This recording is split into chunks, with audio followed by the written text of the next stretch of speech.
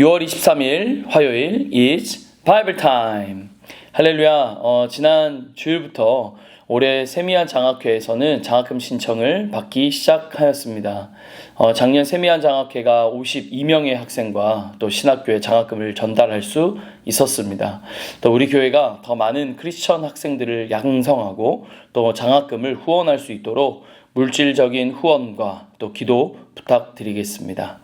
오늘은 요나서 3장 1절부터 10절까지의 말씀입니다. 희락 1 목장의 권기철 집사님께서 성경 봉독해 주시겠습니다.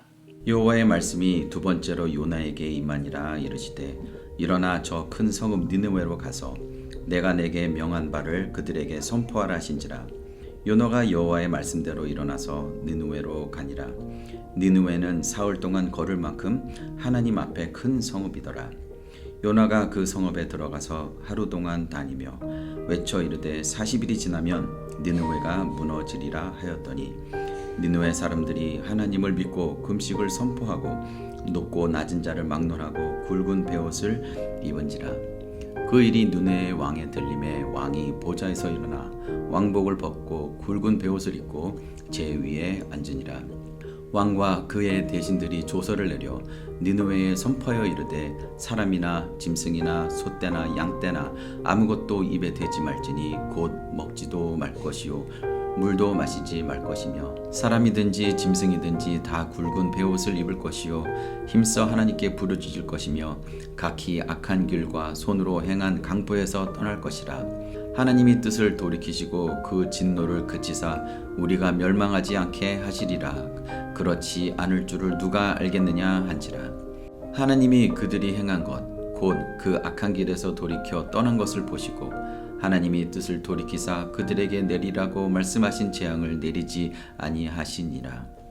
또 우리는 어제 요나가 큰 물고기의 뱃속에서 기도함으로써 구원을 받고 다시 그 사명의 자리로 돌아오게 된 이야기를 또 함께 나누었었습니다. 오늘은 두 번째로 하나님의 말씀이 임하고 또 요나에게 주어진 그 사명을 확인하고 수행하는 그 과정 가운데 있는 말씀을 은혜 가운데 나누기 원합니다. 1절부터 2절까지 말씀을 함께 보시면 여호와의 말씀이 두 번째로 요나에게 임하니라. 이르시되 일어나 저 큰 성읍 니느웨로 가서 내가 내게 명한 바를 그들에게 선포하라 하신지라. 아멘. 여호와의 말씀이 첫 번째로 임하였던 때와 또 두 번째로 임하였던 때에 하나님의 말씀, 그 명령은 변하지 않고 동일합니다. 요나서 1장 2절에서 요나에게 임한 하나님의 말씀은 이러하였습니다. 1장 2절 말씀에 너는 일어나 저 큰 성읍 니느웨로 가서 그것을 행하여 외치라. 그 악독이 내 앞에 상달되었음이니라 하시니라. 하나님의 말씀은 변하지 않았습니다. 첫 번째 하나님께서 말씀하라고 하신 말씀과 두 번째 말씀하라고 하신 말씀이 크게 바뀐 것이 없었습니다. 그러나 바뀐 것이 하나 있죠. 바로 무엇이냐면 요나의 태도입니다. 1장에서는 말씀을 듣고 도망쳤었습니다. 그러나 3장에서는 말씀을 듣고 순종했습니다. 요나의 태도가 180도 바뀌어진 것입니다. 3절 말씀에 요나가 여호와의 말씀대로 일어나서 니느웨로 가니라 라고 기록하고 있습니다. 우리가 잘 알다시피 요나는 처음부터 순종을 잘했던 사람이 아닙니다. 니느웨를 향한 그 사랑도 부족했고 또 이해되지 않는 부분도 요나 가운데 많았을 것입니다. 그럼에도 불구하고 요나는 3장에서 하나님의 말씀을 순종합니다. 여러분, 우리의 신앙의 태도가 매우 중요하다는 것 알고 계십니까? 하나님은 우리의 태도를 참 귀하게 보십니다. 하나님이 쓰시기 좋은 사람은 하나님의 말씀을 순종하는 바른 태도를 가진 사람입니다. 성경을 보면 하나님께서 귀하게 사용하신 사람들은 이런 믿음의 태도를 바르게 가진 사람들이었습니다. 사무엘은 어린 나이지만 주님 말씀하시옵소서 주의 종이 듣겠나이다 라고 순종하였고, 이사야는 주님 내가 여기 있사오니 나를 보내소서라고 순종하였습니다. 베드로 역시 주님 말씀 의지하여서 내가 이곳에 그물을 내리겠습니다 라고 순종했습니다. 하나님은 언제나 하나님의 말씀 가운데 순종하는 사람을 통하여서 역사하십니다. 교회 안에는 순종하는 사람이 있고 또 불순종하는 사람이 있습니다. 같은 말씀을 들어도 어떠한 사람은 그냥 귀를 닫지만 어떤 사람은 경청합니다. 같은 불의를 보아도 어떤 사람은 모른 척하지만 어떤 사람은 맞서 싸웁니다.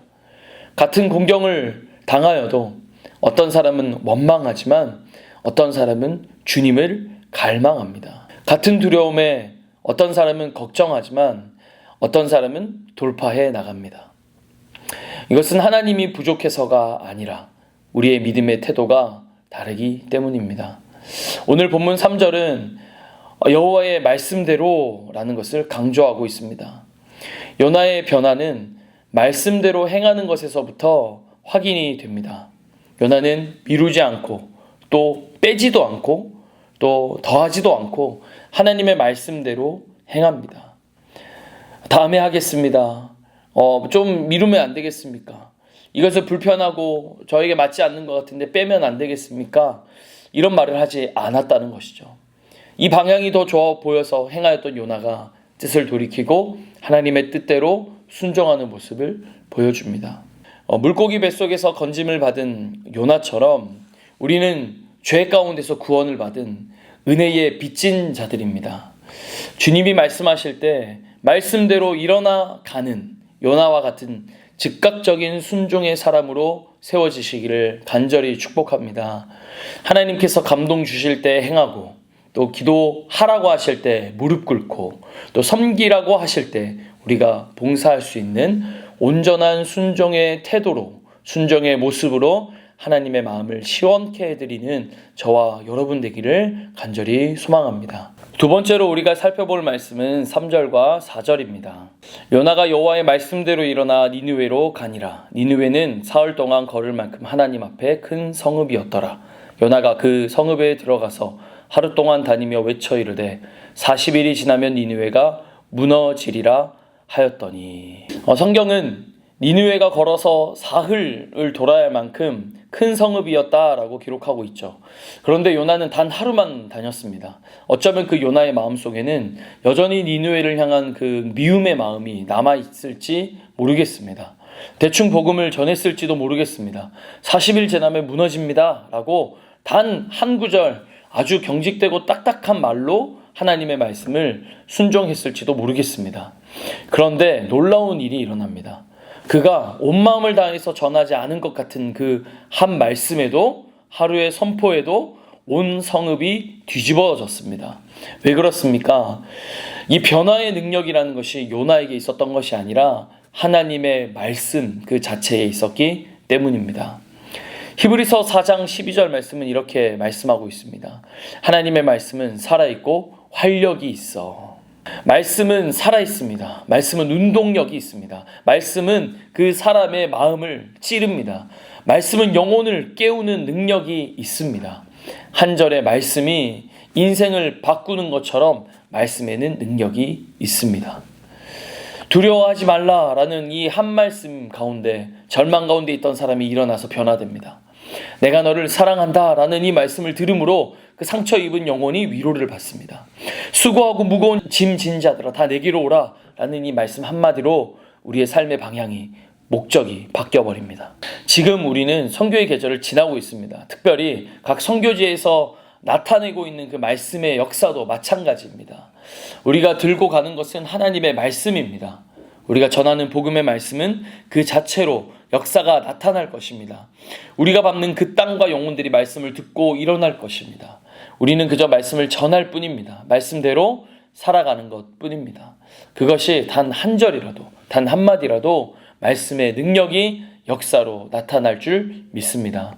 오늘 하루도 하나님의 말씀대로 순종하여 말씀의 은혜와 역사 가운데 충만한 하루 되시기를 간절히 소망합니다. 마지막 세 번째로 본문이 보여주는 그 니느웨의 변화는 참된 부흥의 역사였다는 것을 우리는 말씀을 통해서 볼 수 있습니다. 5절부터 10절까지 말씀을 보면은 니느웨는 그 전무후무한 회개의 운동이 일어납니다. 먼저 5절 말씀을 보시면 백성들이 하나님을 믿고 금식을 선포했습니다. 왕부터 높은 자까지 낮은 자에게 이르기까지 굵은 베옷을 입고 하나님께 부르짖었습니다. 또 10절 말씀에 결정적으로 그들이 악한 길에서 떠났다라고 성경이 말하고 있습니다. 심판받아 마땅했던 죄악의 도시가 하나님을 믿고 금식하며 부르짖어서 악한 길에서 떠나 하나님의 뜻을 돌이키고 재앙을 하나님께서 거두십니다. 이것이 바로 성경이 말하는 진짜 부흥입니다. 오늘날 많은 사람이 부흥을 오해합니다. 숫자가 많아지고 사람이 많이 모이는 것을 부흥이라고 말합니다. 세상이 부귀영화가 많아지고 사업이 잘 되고 물질의 복을 받는 것을 부흥이라고 착각합니다. 그러나 성경이 말하는 진짜 부흥은 악한 길에서 완전히 돌이키는 것, 그래서 하나님께로 향하여지는 것, 그것이 부흥입니다. 그리하여 하나님의 진노 아래에 있었던 인생이 구원과 영생을 얻고 하나님의 자비와 축복을 누리는 삶을 누리는 것, 그렇게 삶이 옮겨지는 것, 이것이 가장 위대한 부흥의 역사라는 사실입니다. 저와 여러분의 삶에 이와 같은 부흥의 역사가 계속해서 일어나기를 간절히 소망합니다. 여러분이 속한 교회에서, 우리가 속한 이 믿음의 공동체에서 이와 같은 부흥의 역사가 나타나기를 간절히 소망합니다. 하나님의 말씀이 있는 그곳에서 오랫동안 식어졌던 기도가 회복되어지고 말씀을 향한 갈망이 회복되어지고 하나님을 향한 그 첫사랑이 회복되어지는 그런 은혜가 있기를 간절히 축복합니다.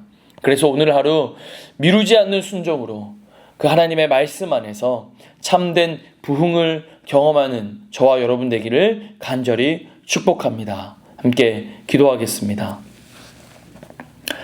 사랑의 하나님 감사합니다. 오늘 하루도 우리 가운데 찾아와 말씀하시고 은혜 더하여 주시니 감사합니다. 우리 가운데 순종하는 믿음을 주셔서 온전한 순종의 태도로 주님을 기쁘시게 하는 삶 살아가게 하여 주시옵소서.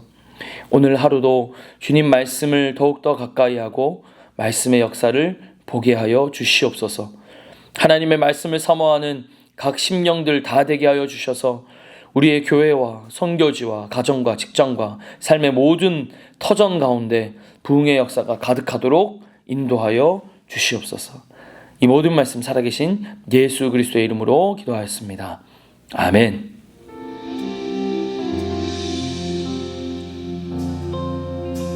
주님과 함께하는 이 고요한 시간, 주님의 보좌 앞에 내 마음을 쏟네. 모든 것 아시는 주님께 감출 것 없네. 내 맘과 정성 다해 주 바라나이다. 온 마음 다해 사랑합니다.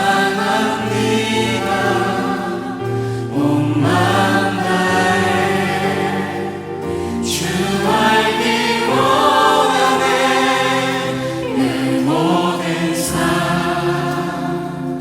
당신 것이니